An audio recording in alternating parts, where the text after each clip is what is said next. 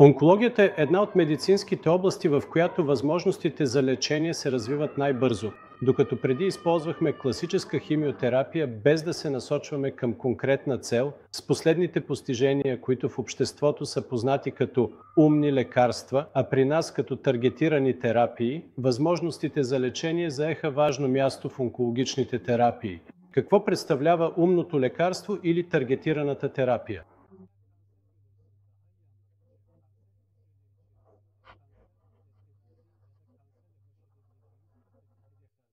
Наричаме таргетирана терапия или умно лекарство онези медикаменти, които се насочват към определени цели, откриват ги и избирателно атакуват и унищожават раковите клетки.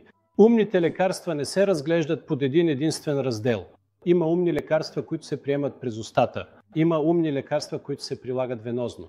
Освен това, умните лекарства не се използват самостоятелно, а могат да се прилагат заедно с химиотерапия, имунотерапия или други терапевтични възможности. Механизмът на действие на всяко умно лекарство е различен.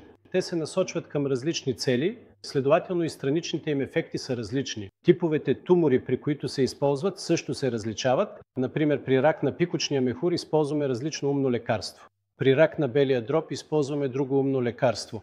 При рак на стомаха можем да използваме съвсем различно умно лекарство.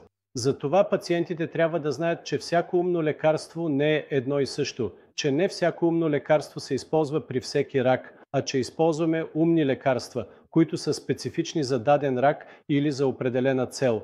Ако трябва да повторим, умното лекарство се използва според типа и характеристиките на тумора и може да се приема през устата, да се прилага венозно или да се дава в комбинация с други терапии.